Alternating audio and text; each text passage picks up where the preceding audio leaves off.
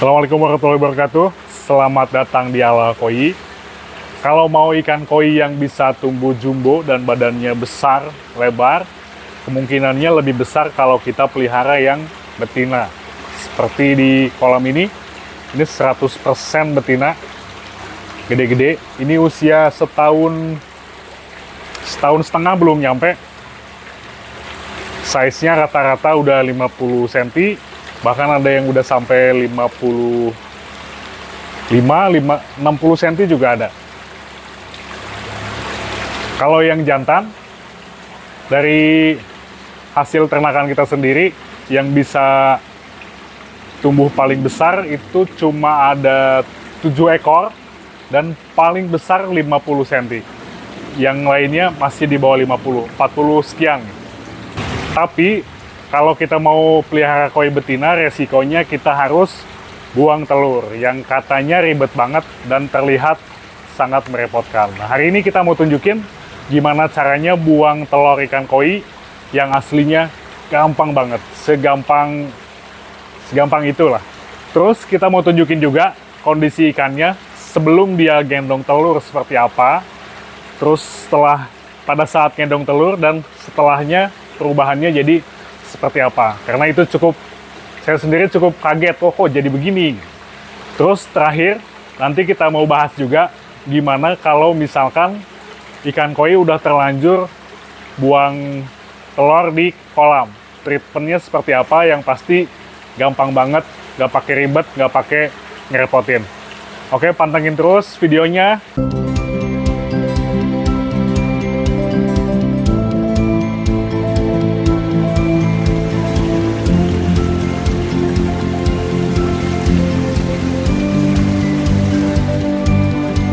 Ini mau saya tunjukin kondisi ikan yang tadi saya cerita sebelum dia mulai gendong telur. Kayak gini. Ini warnanya masih cerah ya, belum terlalu gelap. Bodinya udah lumayan oke. Perutnya belum besar dan warnanya masih cerah. Terus, sekarang kita mau tunjukin kondisi ikannya setelah dia gendong telur. Ini kondisi sekitar 2 minggu yang lalu. Seperti ini. Perutnya gede, size-nya udah 50 cm, dan warnanya gelap banget. Saking gelapnya, pas kita lelang kemarin, nggak ada yang mau, karena gelap. Si betinanya udah ada di tempat karantina. Sini kita mau pilihin jantannya. Di jantannya kita pilih yang udah kasar, nggak perlu yang gede, karena telurnya juga tidak akan kita tetaskan. Pokoknya dikeluarin aja telurnya. Udah cukup kasar, kita masukin barengan sama yang betina. Jadi ini saya masukinnya sore hari, terus besok paginya kondisinya jadi kayak gini. Ini kondisi keesokan harinya, kondisinya begini. Ya berhasil, sudah keluar telurnya. Ini baunya cukup bau amis, tapi nggak terlalu amis seperti biasanya, karena semalaman kita kasih dripping kencang terus. Terus ini bisa dilihat telurnya banyak banget, bisa diambil pakai tangan. Yang di kolam juga masih banyak juga. Coba kita lihat yang di kolam. Habis itu kita cek juga kondisi ikannya, ada yang luka apa enggak. Yang jantannya oke, nggak ada yang luka. Yang betinanya, nah ini yang tadi saya cerita. Setelah pemijahan, warnanya jadi cerah banget. Malah istri saya nggak ikut waktu masukin ke karantina. Dia ngira ini ikan yang mana, ini pasti beda. Padahal ini ikan yang sama, yang kemarin di karantina, yang dikawinin tuh ya ini. Tadinya gelap, jadi cerah banget dan bagus banget. Untung kemarin nggak laku, karena kalau dijualnya sekarang, ini harganya bakal lebih tinggi, jauh lebih tinggi daripada nilai OB yang kemarin. Cuma 300.000 nggak ada yang mau, karena gelap. Kalau lihat sekarang, yang minat, WhatsApp aja lah ya, kita ngobrol di belakang. Oke, ini jadi cerah banget, nah, tapi saya masih menduga ini dia jadi cerah, sebetulnya bukan cerah tapi pucat karena dia stres habis kawin atau kecapean gitu ya. Jadi si ikannya ini saya biarin dulu di sini, nggak saya pindah. Terus treatmentnya cuma saya dripping aja yang kenceng sampai telur yang di permukaan dan sperma yang di permukaan itu keluar lewat overflow. Terus telur yang ada yang di bawah di kolamnya biar mereka sendiri yang makanin. Ntar lama-lama juga bersih. Jadi kemarin kita kita biarin dripping kenceng selama 3 hari dan bersih, nggak bau amis lagi. Terus hari berikutnya kita sudah mulai kasih makan lagi, masih di tempat yang sama. Dan ikannya sampai sekarang saya biarin di situ. Jadi tetap perlakuannya, tapi kita perlakukan seperti dia di kolam. Jadi setiap hari dikasih makan pagi, siang, sore. Biar dia ngerasa kayak di kolam. Cuma bedanya ukurannya aja yang lebih kecil sedikit gitu. Kita lihat kondisinya sekarang seperti apa. Apakah masih secerah waktu dia awal mijah, atau balik ke warna aslinya dulu, atau masih balik lagi ke gelap seperti belum pijahkan. Nah, itu kita mau lihat sekarang. Ayo langsung aja kita lihat ikannya sekarang.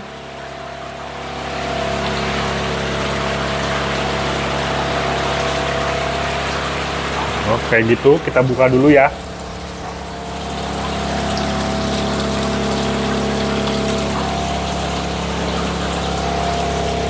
Oke, pompanya dimatiin biar jelas.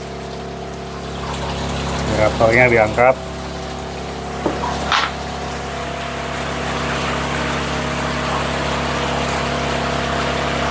Masih cerah ya, nggak balik ke gelap. Kita pindahin ke bak aja biar lebih jelas ya.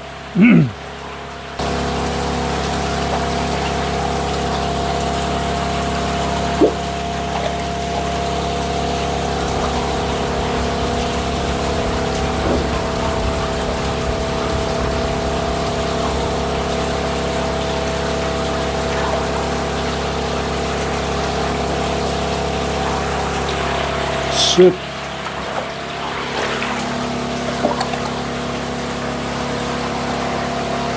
Oke. Ikannya ada sisik lepas satu, kayaknya agak heboh waktu mijah. Ada yang pasti dia warnanya jadi cerah. Perutnya udah mulai agak kempes, meskipun nggak kempes banget sih ya, masih ada kayaknya telurnya yang belum tuntas deh. Tapi udah oke lah.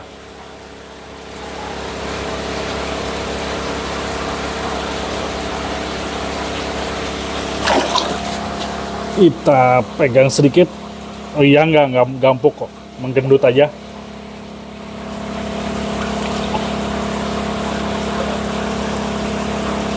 Sangat lebih cerah, meskipun nggak secerah waktu awal mijah. Cuman nggak hitam dibandingin waktu dia gendong telur. Ini sangat oke sih. Ini sekitar 2 mingguan, kita balikin aja ke kolamnya sekarang.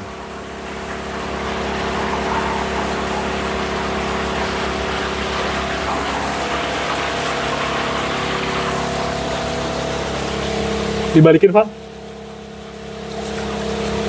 But.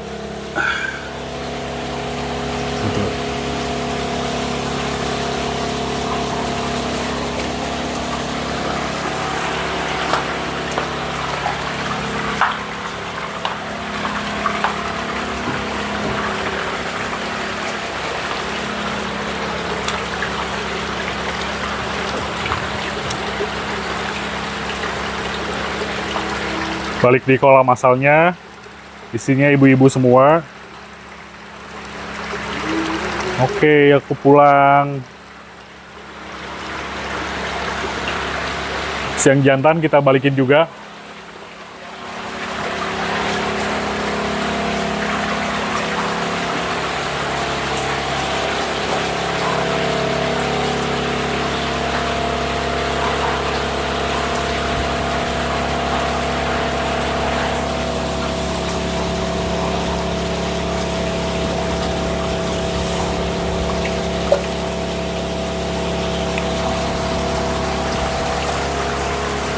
cek sedikit ya, takutnya ada luka ya.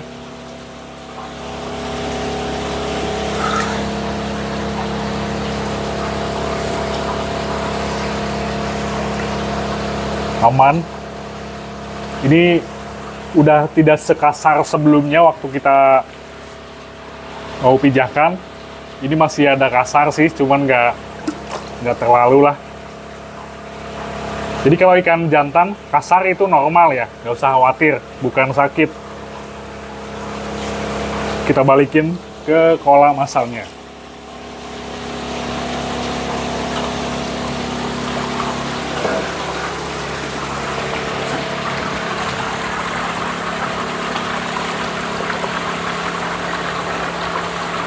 Aku pulang.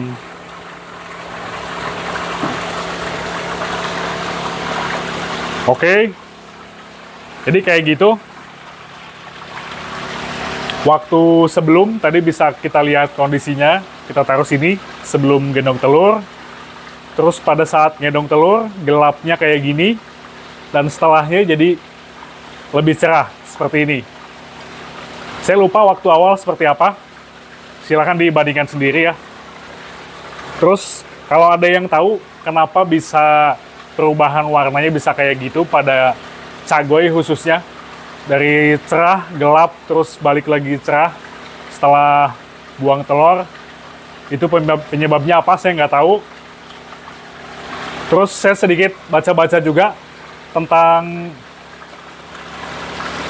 bentar, kalau pada manusia, saya baca-baca sedikit, ternyata itu bisa disebut dengan kondisi melasma. Tolong dikoreksi kalau salah. Jadi, pada saat ibu hamil, beberapa ibu hamil mengalami ada bercak-bercak hitam pada kulit. Biasanya di wajah, di tangan, di leher. Meskipun nggak selalu kayak gitu, tapi ada beberapa yang seperti itu. Ada keluarga saya sendiri cerita memang waktu hamil, kulitnya jadi lebih hitam. Dan begitu setelah melahirkan, si kulitnya berangsur balik kayak normal lagi. Jadi katanya sih, si kondisi ini disebabkan perubahan hormon pada saat kehamilan yang memicu pigmen warna hitam itu lebih muncul, lebih banyak daripada biasanya. Nah, apakah yang terjadi sama cagoy tadi seperti itu juga? Saya nggak tahu, silahkan sharing pendapatnya di bawah. Oke, kayak gitu. Nah, sekarang terakhir seperti yang tadi saya janjikan, misalkan ikan koi buang telur di kolam, treatmentnya seperti apa. Jadi, yang pasti kita tenang dulu, santai dulu, nggak usah panik kalau buang telur di kolam. Dan yang pertama, jangan dikuras, apalagi disikat dindingnya sampai bersih. Karena logikanya kan biasanya biar telurnya nggak ada yang sisa nempel. Itu sama sekali tidak perlu karena capek. Dan buat ikannya nggak bagus juga. Si kolam yang udah mature, kalau misalkan dikuras, disikat lagi, filternya dibersihin semua sampai bersih banget kayak baru, itu malah nggak bagus buat kolamnya. Jadi ekosistemnya jadi rusak.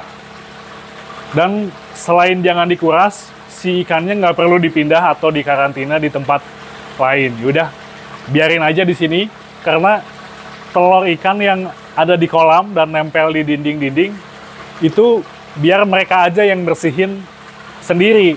Jadi si telur yang di kolam ini dimakan sama mereka, sama koinya sendiri.